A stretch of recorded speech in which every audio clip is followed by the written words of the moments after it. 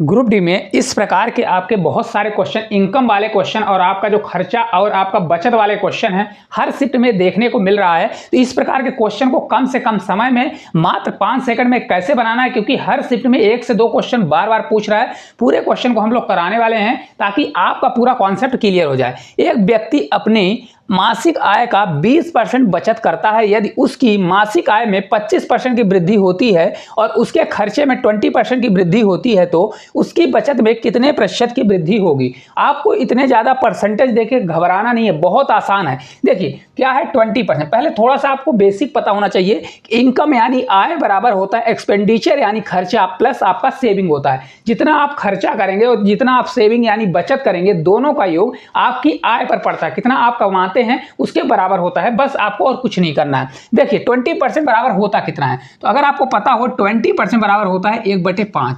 अच्छे सीखिए, एक क्वेश्चन थोड़ा समय लगेगा लेकिन अगले क्वेश्चन को आप उड़ा दोगे।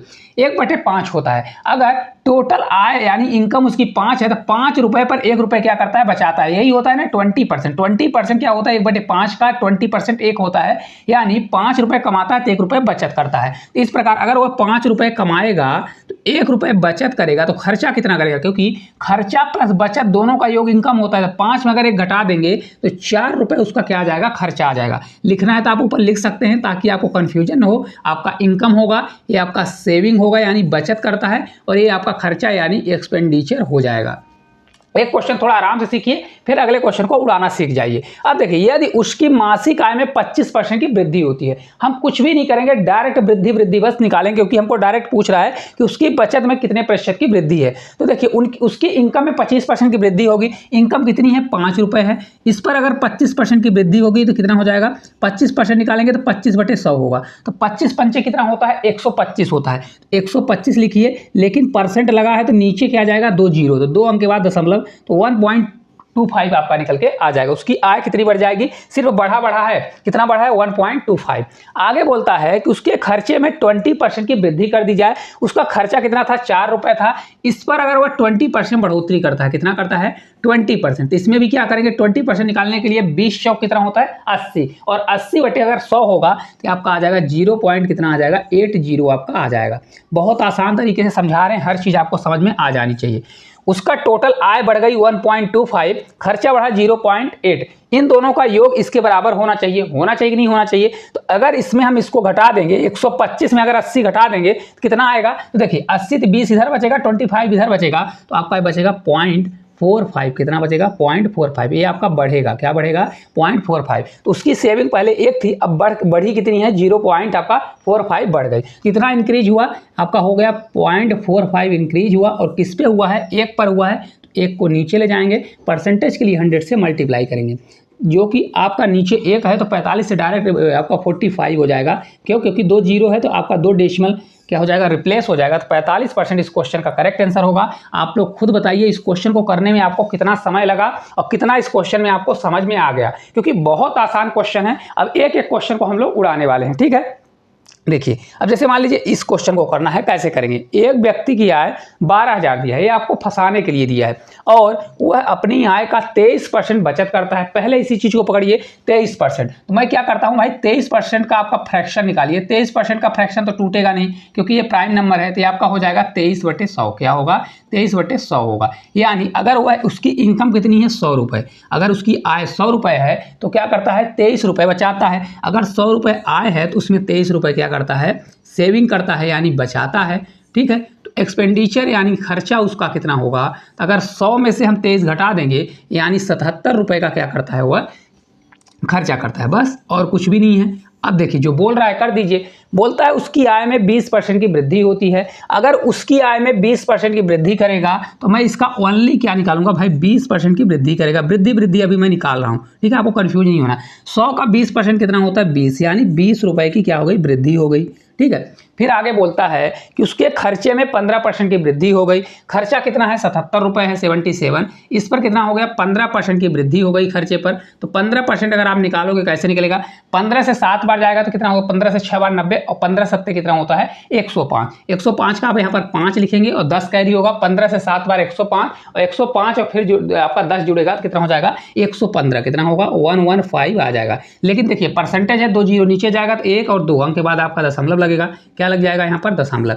अब ध्यान से देखिए टोटल बढ़ा है कितना है, टोटल आपका 20 बढ़ा, उसकी आय में कितनी बढ़ोतरी हुई 20 रुपए की, लेकिन खर्चे में 11.55 रुपए का क्या हो गया बढ़ोतरी हो गई। तो अभी देखिए कितना बचा, पहले 11 घटाएंगे तो 9 होगा, 55 है तो 55 में क्या जोड़े कि 100 हो जाए, तो 55 में अगर आप ध्यान से देखिए 5 तो आपका 45 हो जाएगा। इस प्रकार इसमें क्या होगा घटाएंगे, अगर इसमें हम इसको घटाएंगे 8 पॉइंट आपका कितना आ जाएगा 45 आएगा, कितना होगा 8.45, यानी उसके जो बचत है, यानी बचत में कितनी की वृद्धि हुई, तो पहले आप उसका 23 रुपये बचत थी लेकिन बचत में वृद्धि हो गई 8.45। सिर्फ ये वृद्धि का निकाल रहा हूँ, बहुत आसान से समझेंगे पूरा समझ में आ जाएगा। तो अब देखिए यहाँ पर बोल रहा है उसकी बचत में कितने प्रतिशत का प्रभाव हुआ यानी वृद्धि हुई, तो कितने की वृद्धि हुई 8.45 का, 8.45 की वृद्धि हुई और किस पर हुई, तो पहले उसकी कितनी थी 23 थी, 23 को नीचे ले जाइए और मल्टीप्लाई क्या कर दीजिए 100 कर दीजिए। अब इसको जब हम सोल्व करेंगे तो अगर देखिए ये 845 होगा, कितना होगा 845 होगा। अगर इसको मैं 23 से भाग देता हूँ तो ये आपका 3 बार जाएगा, कितनी बार जाएगा आपका 3 बार जाएगा, ठीक है। लेकिन अगर ऑप्शन में की ओर जाएंगे तो 3 वाले 2 ऑप्शन दिए गए हैं, तो आपका ये राइट आंसर कितना आएगा, क्योंकि देखिए 23 से 2 बार ले जाएंगे तो आपका लगभग 6 बार जाएगा, कितना हो जाएगा तो 36 आपका 73 आएगा और यही इस क्वेश्चन का करेक्ट आंसर होगा। आप कैलकुलेशन करेंगे तो आपका करेक्ट आंसर यही ए नंबर निकल के आ जाएगा और ए वाला नहीं होगा। क्यों नहीं होगा, क्योंकि आपका ये देखिए 23 दिया है तो लगभग मान लीजिए 25 दिया है, 25 से 3 बार 75 होगा, 75 से बचेगा कितना, ये लगभग आपका 10 बचेगा तो 105 होगा। तो 23 से 2 बार तो जाएगा नहीं, 23 दूना 46 होता है, 105 बहुत ज़्यादा लंबा है, तो फिर आपका ये कितना जाएगा लगभग आपका 6 बार जाएगा। तो वही एक ही ऑप्शन है, आप ऑप्शन से लगा सकते हैं। है आसान कि नहीं आसान है आप लोग कमेंट बॉक्स में खुद बता सकते हैं, बहुत आसान तरीके से आप बना सकते हैं, ठीक है। चलिए एक आध क्वेश्चन और करके देखते हैं। सुरेश की आय 25,000 है, इससे हमसे कोई मतलब नहीं है, वह अपनी आय का 70% खर्च करता है। यदि उसकी आय में 18% की वृद्धि होती है और उसकी बचत में 12% की वृद्धि होती है तो उसके खर्चे में कितने प्रतिशत की वृद्धि हुई। हम सिर्फ बढ़ा चीज़ लेते हैं। बहुत सारे लोग क्या करते हैं कि देखिए जैसे जो वृद्धि होती है 18% की वृद्धि हुई तो 100 + 18 118%, फालतू का मल्टीप्लाई करना, क्या मतलब है इतनी बड़ी वैल्यू का मल्टीप्लाई करना। अब देखिए अगर वो 70% क्या करता है तो 70% बराबर आगे देख लीजिए होता क्या है, 70% बराबर होता है 7/10, क्या होता है 7/10 होता है। वो अपनी आय का 70% खर्च करता है, खर्चित बोल रहा है, यानी 10 रुपये कमाता है, क्या करता है अगर उसकी इनकम कितने रुपए है 10 रुपये है तो वो खर्च कितना कर रहा है 7 रुपये, क्योंकि 70% तो 10 का 70% कितना होता है 7, यानी 7 रुपये वो क्या कर रहा है आपका खर्च कर रहा है। बहुत आसान है। तो देखिए टोटल 10 रुपये कमाया, 7 रुपये खर्चा किया, तो उसकी सेविंग कितनी होगी, कितना बचेगा भाई 10 में 7 घटा देंगे, यानी वो 3 रुपये की बचत करता है, ठीक है। अब देखिए जो बोल रहा है कर दीजिए। उसकी आय में 18% की वृद्धि निकालेंगे तो भाई पहले 10 था, अब 10 में से 18% की वृद्धि कर दिया, कितना कर दिया 18% की वृद्धि कर दिया। 18% के लिए 18 × 10 करेंगे 180 होगा, लेकिन परसेंटेज लगा है नीचे आपका 100 जाता है, तो 180 में अगर नीचे जाएगा तो 180 आप लिखिए और लेकिन 2 जीरो होगा नीचे तो 1 2 जीरो के बाद आप दशमलव लगा दीजिए, बस और कुछ भी नहीं। आगे बोलता है उसकी बचत में 12% की वृद्धि हुई, किसमें सेविंग में उसके 12% की वृद्धि हुई थी, सेविंग में भी उसका 12% का क्या हो जाएगा वृद्धि। तो 12 से 3 बार जाएगा, 12 से 3 बार कितना होता है 36 होता है, लेकिन 36/100 होगा क्योंकि परसेंटेज लगा है, तो पॉइंट आपका 36 आ जाएगा, कितना हो जाएगा 0.36 होगा। देखिए क्योंकि बढ़ रहा है तो प्लस लिखता हूँ, अगर घटता तो माइनस लिखता, क्या लिखता माइनस।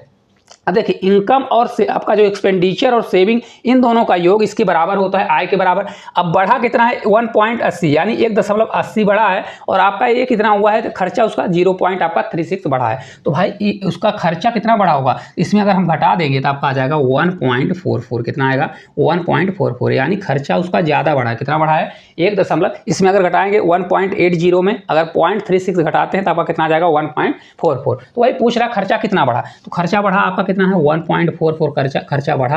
पहले खर्चा कितना था, खर्चा पहले था 7, तो 7 को नीचे ले जाइए, परसेंटेज के लिए 100 से मल्टीप्लाई।